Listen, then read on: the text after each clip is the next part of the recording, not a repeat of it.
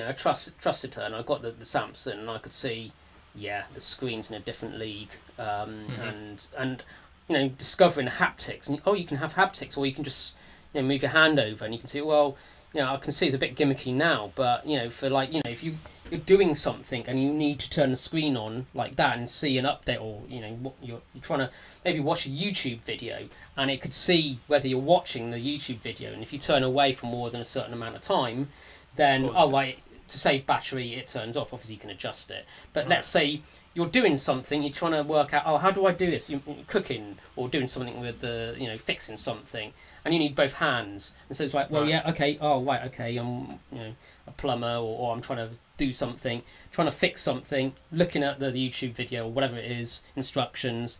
Right, cool, I can do that, and just go like that. I've still got a screwdriver in my hand, I can just do that, and it'll come back on. I don't have to touch it or press a button or try and find a button. If it's a bit sort of you've got gloves on or something like that.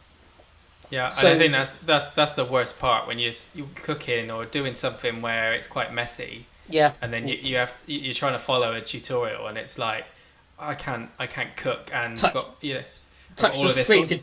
And it's like, damn it, I need to. Oh no, I've just activated something and bought it. Something. Just doesn't work. I guess that's why smart devices in the kitchen work. I've got Alexa in my kitchen with a screen, which the voice is great, but it's nice to see something visually. And for cooking and stuff like that, it's great because it doesn't move on. It asks, when you're ready, let me know, and I'll move on to the next bit. So then you can say, right, next instructions, and then can do that. You can do that now with pretty much any smartphone. You can sort of talk to it and ask for something, and then how do I? It's like you're trying to type something on your laptop, and you go, how do I spell such and such? Just say it on your phone. How do I spell it? And it comes up on your phone. It tells you. Yeah, and I think this is where UI and UX at the moment is very, the user interacts with something on a screen. But in the future, it's going to be like, okay, well, how can we put voice in there as well? Because voice is going to be probably more of a thing than clicking, using a mouse, using your finger, whatever.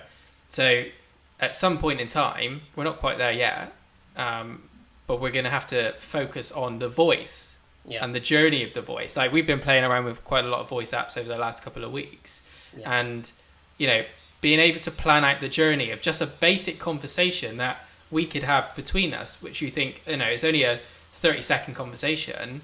The journey to map out all of the different scenarios is not as straightforward as as it is to communicate with someone. And I guess that's going to be the biggest hurdle when it comes to voice app, is how do you map out all of those edge cases and plan it so it works. You want some AI that fills in the gaps. You come up with these are the 5 main journeys, and you can get a number of outcomes depending on the variance of these journeys, and it can work out what the outcome needs to be. Yeah.